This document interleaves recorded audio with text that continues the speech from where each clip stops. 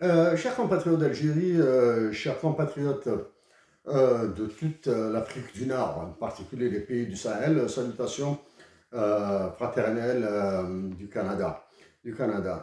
Donc, c'est probablement pour nous, ce sera un regard assez global en fournissant certains détails. En fournissant certains détails sur la dernière Assemblée générale des Nations Unies, sur quelques mots sur les catastrophes qui se sont produites en Afrique du Nord, les incendies en Algérie, les incendies au Maroc, les incendies en Tunisie, les inondations en Libye et la guerre que prépare Emmanuel Macron au Niger, Mali, Burkina Faso, en ciblant l'Algérie surtout. Donc ça, c'est dans cette Assemblée générale des Nations Unies. Je vais aborder quelques points qui ont été abordés sous un autre angle par les représentants du Mali et du Burkina Faso. Il y a quelques éléments de satisfaction, mais loin, très loin, de répondre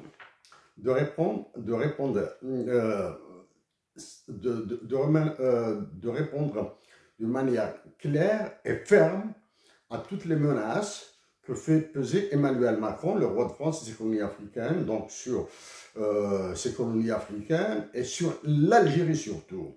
Donc, je en parlerai probablement plus lourdement sur les droits humains en Algérie tels qu'ils ont été abordés lors de l'Assemblée générale des Nations Unies, et des éléments pas surprenants, pas surprenants du tout, mais qui refusent de révéler les objectifs réels du FMI et de la Banque mondiale dans les ordres qu'ils continuent à donner jusqu'à l'heure où je parle, des ordres qu'ils continuent à donner à l'État algérien. Sur cet aspect, c'est toutes les personnes qui s'intéressent à l'information strictement algérienne, c'est-à-dire à l'information diffusée par Algérie Presse Service, auront remarqué qu'il n'est plus question du FMI et de la Banque mondiale en Algérie, alors que leur décision s'applique avec soit de l'ouverture de banques au Sénégal, en Mauritanie, cette histoire de ligne aérienne vers Johannesburg, Johannesburg et l'Éthiopie. Donc, pour l'Assemblée générale des Nations Unies, il est utile pour ceux qui veulent aller dans le détail, d'aller sur le site internet de l'Assemblée générale des Nations Unies, sur le site internet de l'Organisation des Nations Unies, et parcourir rapidement les communiqués qui ont été publiés et les interventions des représentants des États. Quand je dis les représentants des États, parce que certains chefs d'État ont été absents. Par contre, ceux qui prétendent diriger des États ont été carrément mis en quarantaine. C'est le cas particulier du Niger. Dans une gigantesque manipulation d'Emmanuel Macron, ça c'est clair et net, c'est Emmanuel Macron qui manipule tout, et le porte-parole français du secrétaire général des Nations Unies qui alimente le feu, Donc, par tradition, il y a l'ONU compte 193 membres. Bon. Pour la majorité, ce sont des États. La très grande majorité, ce sont des États.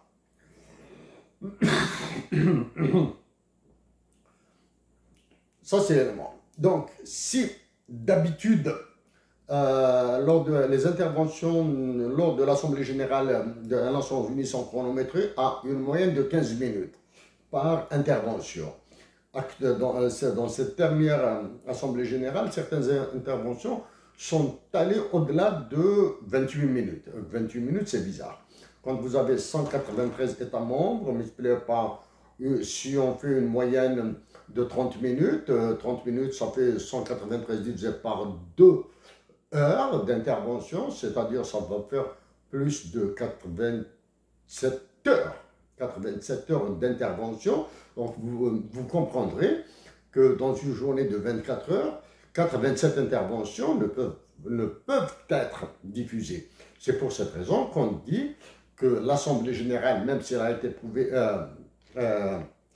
commencée le 23 septembre, donc elle continue. Et il y a des sujets qui sont traités en commission. L'autre élément qui vaut la peine d'être mentionné, la présence des délégués des États à l'Assemblée générale est facultative. C'est-à-dire le président des États-Unis d'Amérique ou bien le représentant de la Fédération de Russie ou de la Chine est libre d'assister ou de ne pas assister aux interventions des autres représentants des États. Donc ça c'est la... Donc par tradition, c'est juste une tradition, c'est le Brésil qui ouvre le débat. Par protocole dû. Ce sont les États-Unis d'Amérique qui suivent le Brésil. Pourquoi les États-Unis d'Amérique? Parce que c'est le pays où une hôte du siège de l'Organisation des Nations Unies, du fait que le siège de l'Organisation des Nations Unies se trouve à New York, donc par protocole, on accorde au président des États-Unis d'Amérique ou bien au représentant des États-Unis d'Amérique la parole juste après Lula. À l'ouverture, c'est le secrétaire général de l'ONU qui ouvre la session de l'Assemblée générale. Donc actuellement, c'est Lula. Je rappelle qu'en 2013, l'intervention est disponible sur YouTube. Hein, c'est-à-dire que vous pouvez y aller dessus et vous allez entendre plus de détails.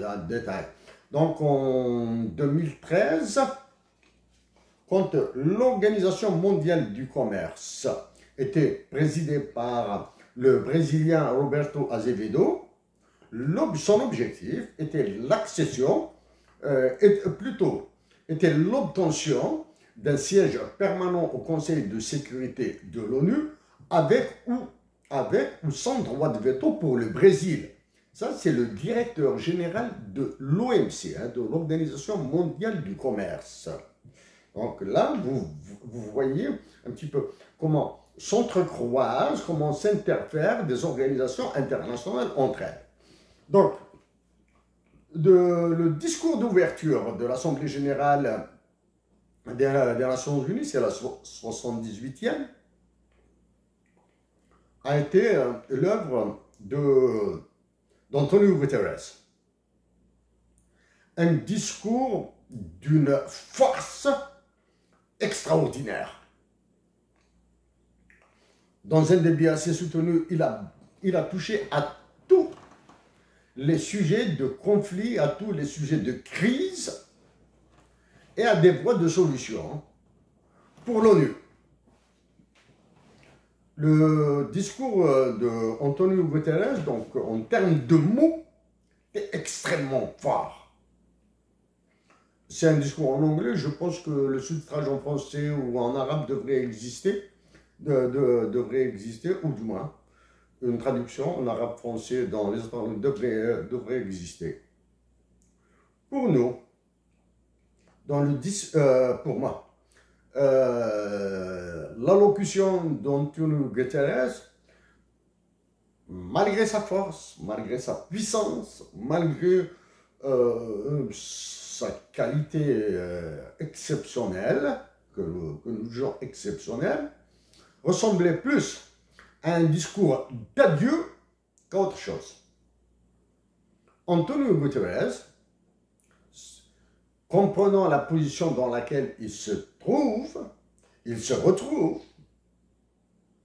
a voulu clôturer, terminer en beauté, avec un discours qui va rester dans les annales. Et c'est un discours qui restera dans les annales.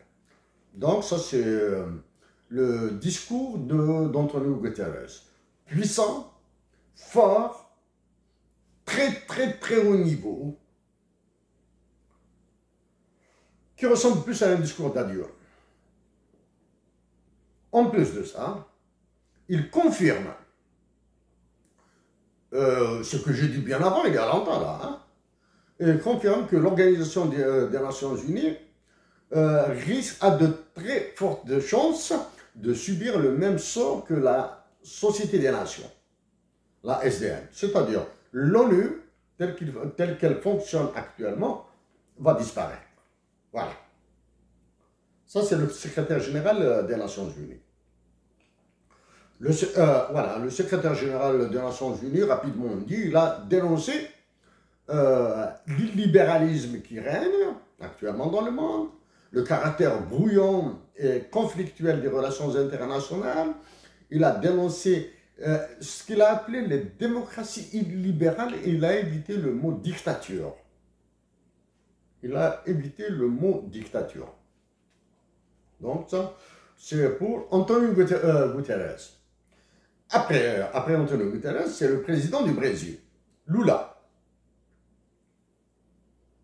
Lula confirme ce qu'avait dit Roberto Azevedo en 2013.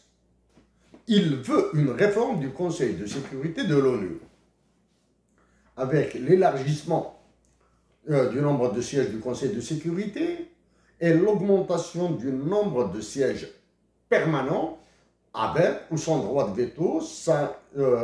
Lula a refusé de l'aborder, avec droit ou sans droit de veto.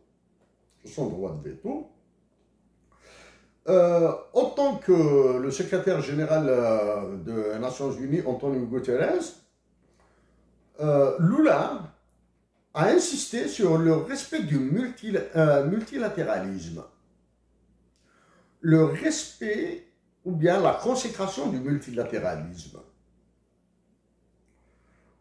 Surpris. Je suis surpris. Parce que le multilatéralisme tel qu'il fonctionne actuellement est complètement à l'avantage du bloc de l'Ouest, en tête desquels il faut mettre toujours les États-Unis d'Amérique. Voilà. En insistant sur le respect des institutions internationales du multilatéralisme, Lula confirme qu'il veut toujours plaire aux États-Unis d'Amérique. Lula confirme qu'il veut toujours plaire au FMI et à la Banque mondiale. Lula confirme qu'il veut toujours plaire à l'OMC. Voilà. Alors, en demandant la réforme du Conseil de sécurité de l'ONU, Lula a encore enfoncé plus le dysfonctionnement de l'Organisation des Nations Unies. C'est-à-dire, actuellement, l'Organisation des Nations Unies est incapable de répondre à tous les problèmes de paix, de conflit et de sécurité qui se posent dans le monde. Actuellement, l'ONU est incapable de répondre aux enjeux climatiques, aux enjeux de la pauvreté dans le monde. L'ONU est incapable de répondre aux inégalités dans le monde. L'ONU est incapable de redéfinir ce qu'est la souveraineté des États sur les ressources naturelles. Voilà. Ça, c'est pour Lula. Donc, le discours d'adieu d'Antonio Guterres et le premier discours, l'allocution du premier intervenant dans cette Assemblée générale de Lula, vont dans le même sens. Vont dans le même sens, c'est la réforme du Conseil de sécurité de l'ONU, le blocage de l'ONU, et les grands défis qui risquent de demeurer en suspens ou bien dans des impasses. Voilà. Pour rester dans la réforme du Conseil de sécurité de l'ONU, il y a une merveille, entre guillemets, et une idiotie à la fois. C'est une merveille. Et une idiotie à la fois. Merveille, elle vient du président de l'Ukraine, qui a demandé la suppression du droit de veto à la Russie. Rien que ça. Ça, c'est une merveille. Il a osé demander la suppression du droit de veto de la Russie et de ses actuels dirigeants. C'est une connerie. Pourquoi c'est une connerie? Premièrement, il est loin d'être en position de demander un tel acte.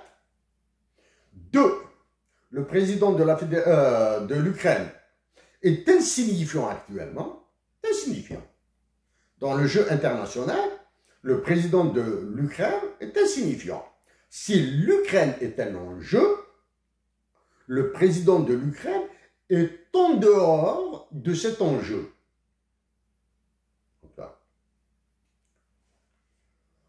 En restant toujours dans cette Assemblée générale des Nations unies, le représentant de la Fédération de Russie, en la personne des ministres de son ministre des Affaires étrangères, Sergei Lavrov, lui, il a complètement défoncé l'Organisation des Nations unies et son Conseil de sécurité de l'ONU. Il l'a complètement défoncé, en disant que l'ONU est au service de l'Occident, point barre. Il a dit quelque chose, il a dit que c'est l'Occident qui impose les règles du jeu international, c'est l'Occident qui impose les textes, les lois et les textes à ratifier, que les autres ne comptent pour moins que rien. Voilà. Donc, en faisant la somme, secrétaire général des Nations Unies, avec son discours d'adieu, le président du Brésil, Lula, la proposition du président de l'Ukraine pour la suppression du droit de veto à la Fédération de Russie, le discours de Sergei Lavrov au nom de la Russie, etc. Donc, ce que j'ai dit il y a plusieurs mois déjà de cela, se confirme. La disparition de l'ONU. Voilà. Alors, comment a été créée l'ONU? L'ONU a été créée au lendemain, à la veille de l'armistice, de la fin de la Deuxième Guerre mondiale. Juste à la fin, avec la série de conférences, Yalta, Potsdam, Téhéran, en Iran. Hein. C'est comme ça est née l'idée de la création d'une organisation mondiale pour la paix et la sécurité, l'ONU. Cette période-là, il y avait un seul ennemi, un seul ennemi en termes idéologiques, c'était le fascisme. Il y avait des ennemis, des États ennemis qui étaient désignés par l'Allemagne, l'Italie et le Japon. C'est-à-dire, il y avait un consensus d'opposition contre l'idéologie fasciste allemande, nazie, pardon, et il y avait un consensus contre le Japon, l'Italie et l'Allemagne. Mais actuellement, même les membres permanents du Conseil de sécurité de l'ONU sont devenus des ennemis entre eux. Probablement que le mot ennemi est trop fort. Je dirais, ils sont des rivaux acharnés. Voilà. C'est... lors de cette assemblée générale de l'ONU, il y a un élément très important dans le protocole. J'ai dit dans mes mots précédents que la présence des autres chefs d'État à l'intervention des autres chefs d'État est facultative. Donc, qu'un chef d'État intervienne à minuit, 1h du matin ou 11h du soir devant une assemblée vide, c'est banal. C'est banal. Croyez-vous qu'après les discours inauguraux, les premières allocutions, et ceux qui attendent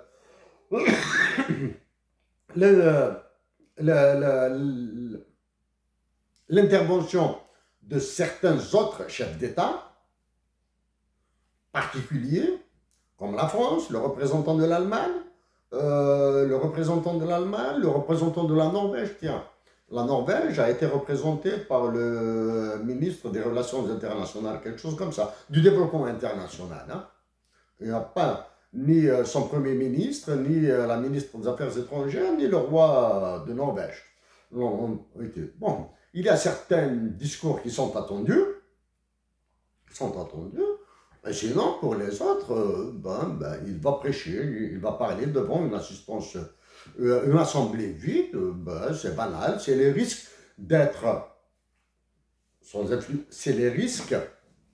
le risque court que vivent les pays insignifiants, représentés par des États insignifiants, dirigés par des dictatures, sous-développés, lourdement endettés, c'est-à-dire par les pays qui sont absents des rouages internationaux.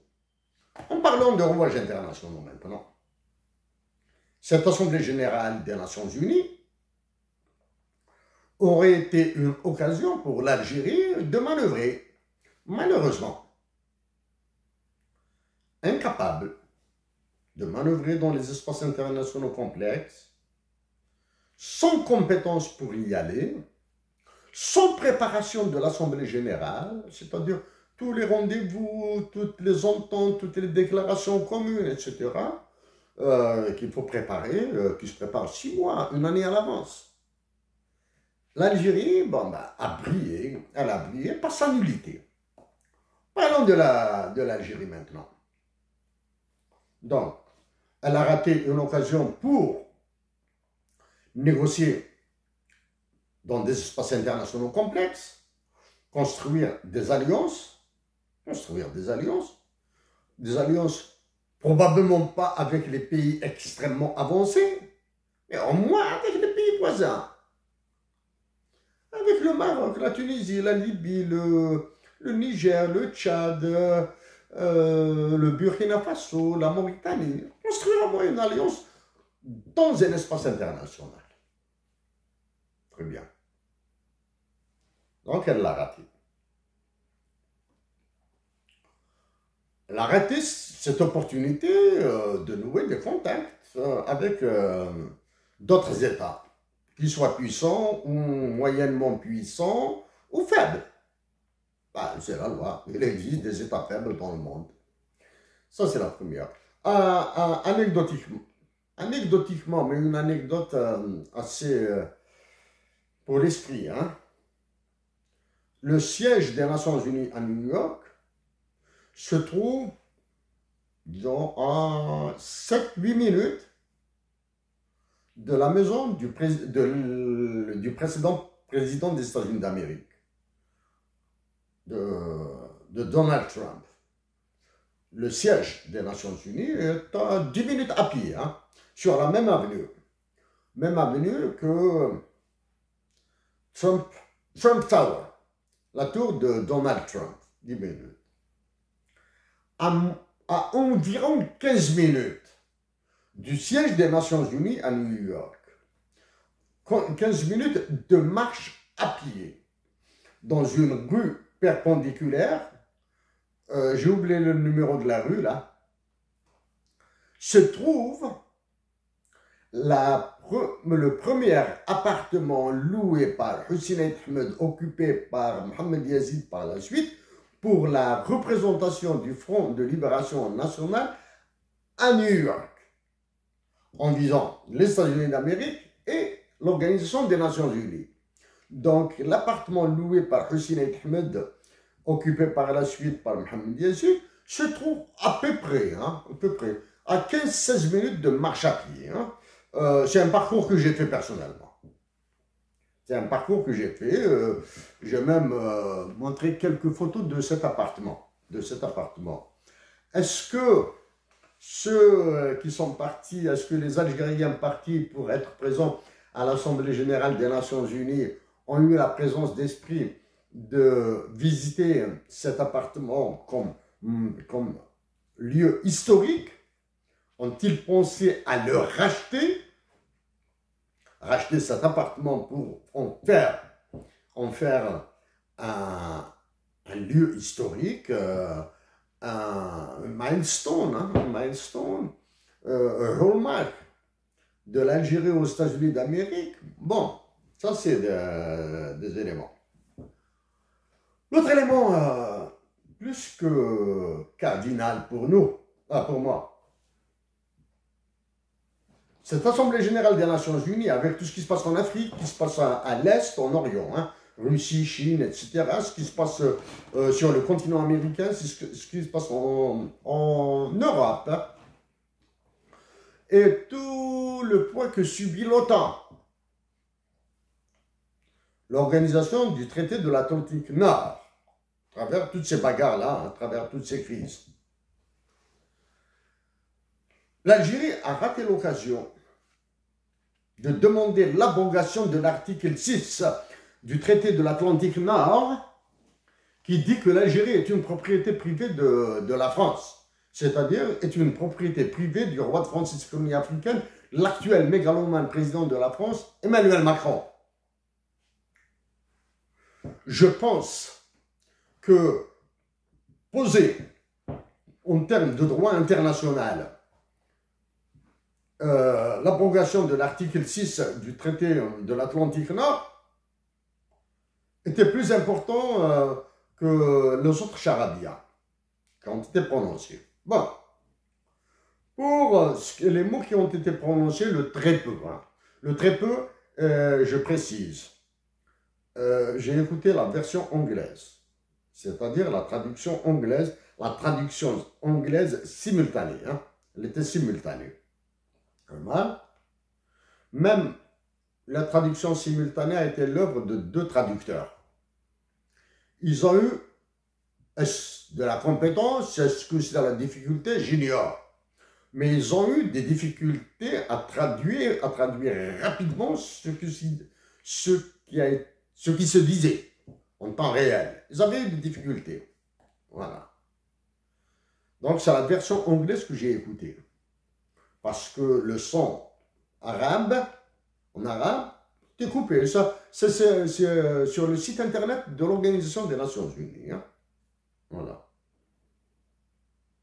Il a été question de certains enjeux internationaux, il a été question de certaines catastrophes, de la participation de l'Algérie dans la paix, etc., etc. Et il a été question des droits de l'homme. Dire que c'est le peuple libyen qui doit régler ses problèmes par lui-même,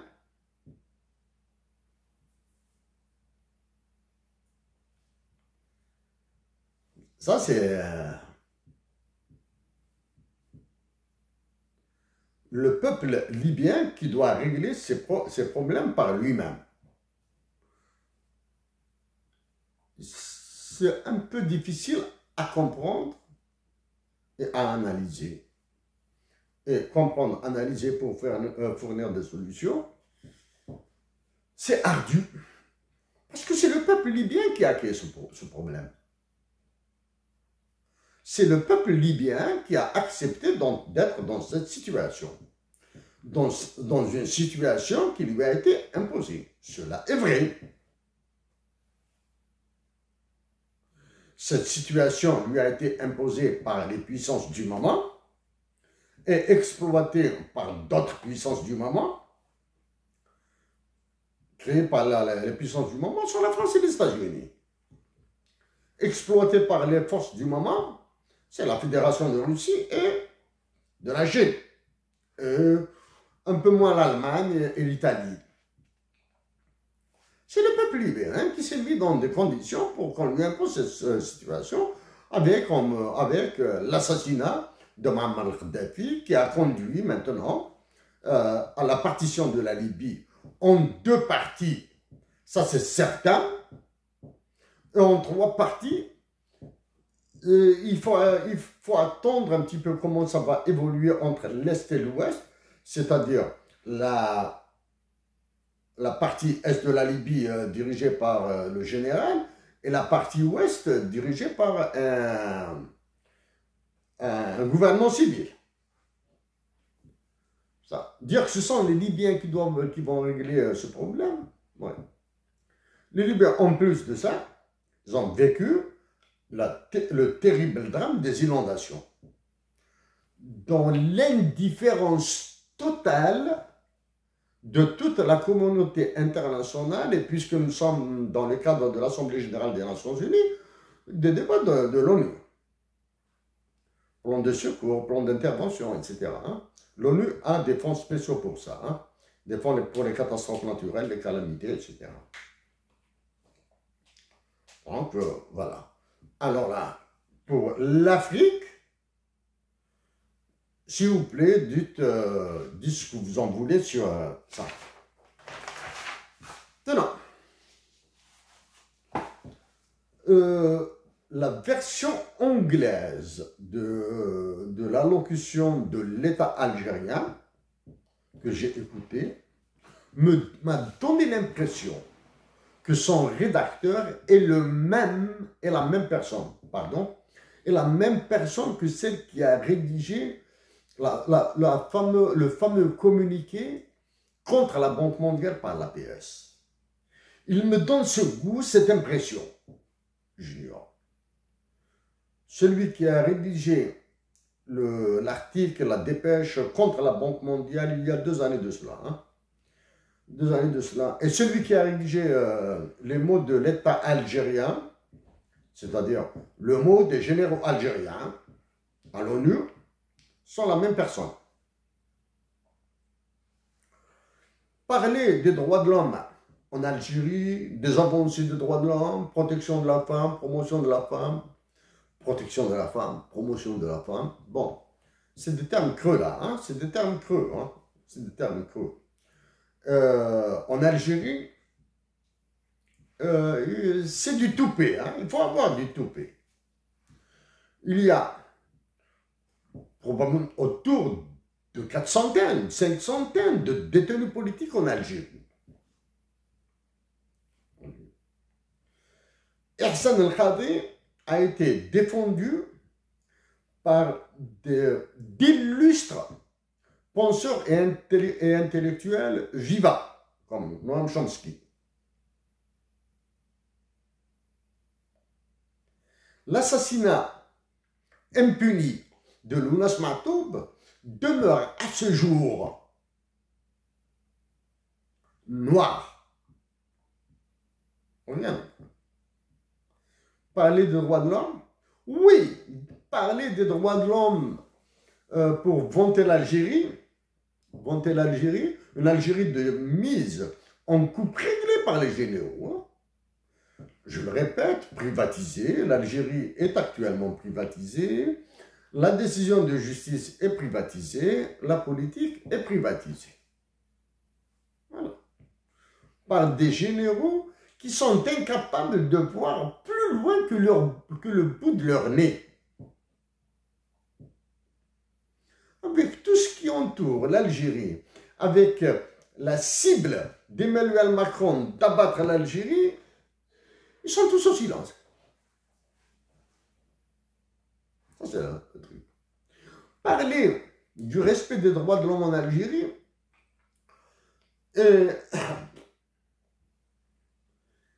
plus qu'une anomalie, c'est plus qu'une anomalie. À ce titre, je dois rappeler que c'est en 2013 que j'ai abordé les droits de l'homme en Algérie par l'inflation dans une conférence à Akbou, hein, à Akbou même, en Algérie même. J'ai réagi au président du Parlement européen, David Sassoli, et je l'ai défié pour m'accorder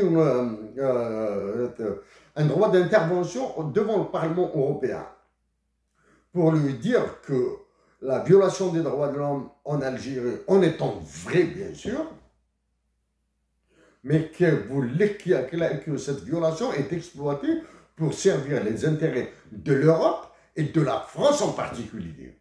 La France qui est la championne d'Europe dans la violation des droits de l'homme. Championne d'Europe dans la violation des droits de l'homme. Lors d'un séjour dont je parlais rapidement de 9 jours en Norvège, l'Algérie est complètement ignorée.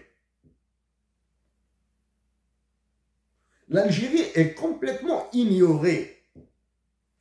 J'ai envoyé 2 lettres au Premier ministre de Norvège, une lettre au ministre des Affaires étrangères, au FACFU, Institute for International Relations Studies, et à la maison de la Fondation des droits de l'homme à Oslo. Mon objectif est de lancer, du moins, de parler de la situation des droits de l'homme en Algérie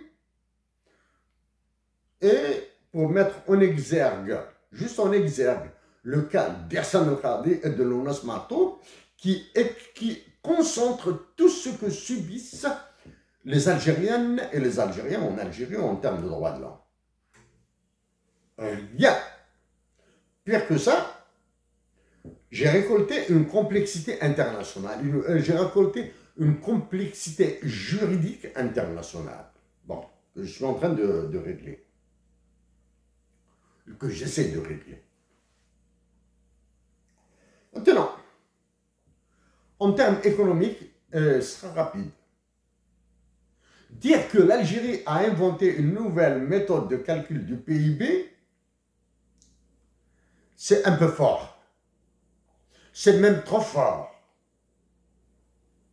pour un pays gangréné par l'incompétence et la corruption. L'Algérie actuellement est gangrénée par l'incompétence et la corruption. Ceci étant dit, en disant que l'Algérie a opté pour une nouvelle méthode de calcul de son produit intérieur brut, PIB, en anglais c'est GDP, Gross Domestic Product, hein? Cela confirme que le FMI et la Banque mondiale sont en train de taper fort sur l'État algérien. Je rappelle que l'équation admise pour les calculs du PIB, du GDP, c'est généralement sur la lettre Y. Y pour production ou PIB égale C plus I plus J, plus Y plus X moins I. M, X moins M, pardon. Le PIB est composé des consommations, des investissements, des dépenses du gouvernement et des exportations, mais au moins les importations, c'est ce qu'on appelle la balance des paiements.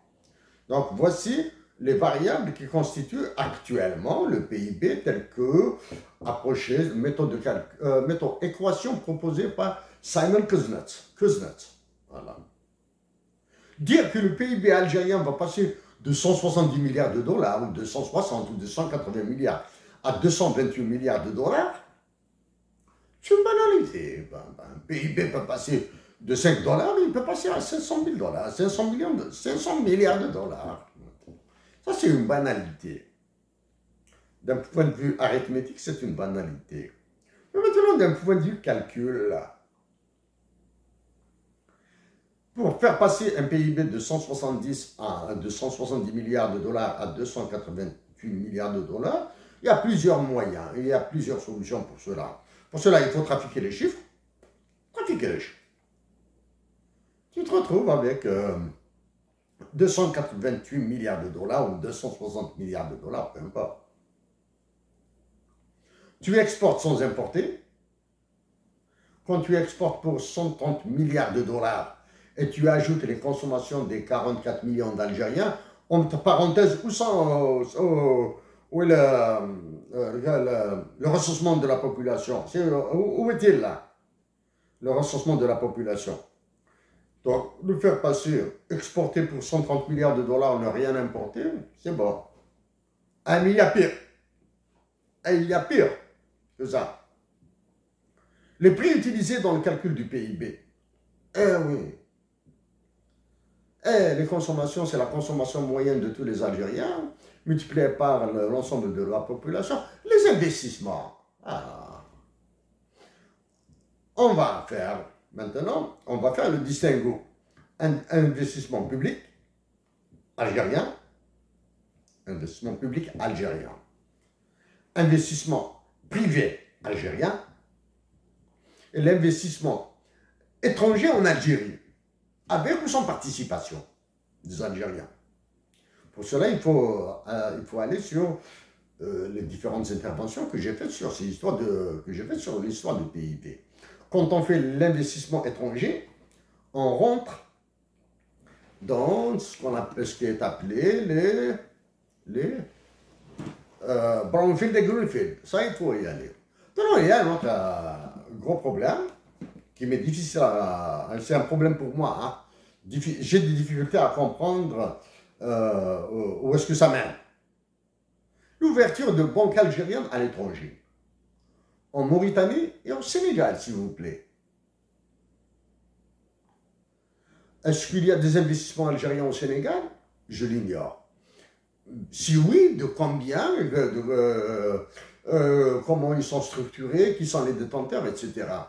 Il y a un investissement algérien en Mauritanie, même chose. Hein.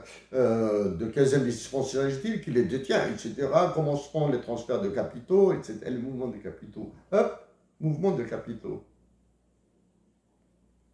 Ça veut dire que maintenant, en ouvrant une banque en Mauritanie et une autre banque au Sénégal, cela sous-entend que nous avons des intérêts économiques. S'il n'y a pas faute d'intérêt économique, il y a au moins la circulation des capitaux. C'est-à-dire, les capitaux entre l'Algérie et le Sénégal sont libres, entre l'Algérie et la Mauritanie sont libres. De quels capitaux s'agit-il maintenant? Les capitaux de qui maintenant? Chers compatriotes d'Algérie, ça c'est à l'édition 2015. Hein. À l'édition 2015, nous avons abordé, parce qu'il y a un problème de monnaie que je veux éviter aujourd'hui. Hein. Un problème de monnaie avec ces histoires de Sénégal et de Mauritanie et de l'Algérie, et tout ce qui est lié à la ZLECAf, hein, de Continental Free Trade, de African Continental Free Trade Area, et le poids des Américains. Chers compatriotes algériens, chers compatriotes d'Afrique du Nord, une de mes satisfactions personnelles, j'ai entendu le colonel Goïta du Mali parler de Modibo Keïta. Colonel Goïta du Mali, je l'ai dit et je le répète, tous les militaires africains sont stupides et idiots. Alors, vous avez parlé de Modibo Keïta, je pense en avoir fait l'éloge, exprimer ma reconnaissance à Modibo Keïta bien avant vous. Parler de Modibo Keïta sans réaliser ce que voulait faire Modibo Keïta montre que vous êtes extrêmement faible. Montre que vous avez peur d'affronter la France. En vous disant ces mots, ce sont les Algériens qui doivent affronter la France. À vous, représentants du Burkina Faso, vous avez parlé de révolutionnaires africains, tous du Cameroun, de la Martinique, vous avez parlé des leaders, des révolutionnaires africains assassinés en Suisse, mais les années 50 et 60, vous avez parlé de Thomas Sankara. Je pense que je peux vous donner la leçon sur ça.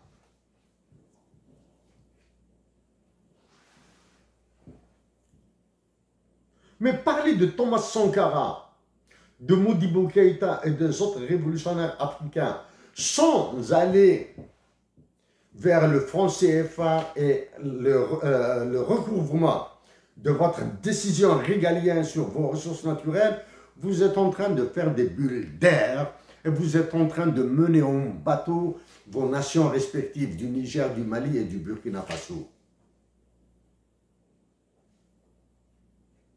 Le travail qui m'attend à titre personnel au niveau international est encore très complexe. Vous l'avez encore rendu très complexe. Vous vous êtes agenouillé devant Emmanuel Macron qui vous a relancé le problème du terrorisme. Et en relançant le problème du terrorisme au Mali, Niger, Burkina Faso, il a relancé le problème du terrorisme dans le sud de l'Algérie. Donc ceci confirme que son objectif est d'abattre l'Algérie. Et je ferai tout ce que je peux pour éviter ce désastre à ma patrie de naissance. Merci à vous tous.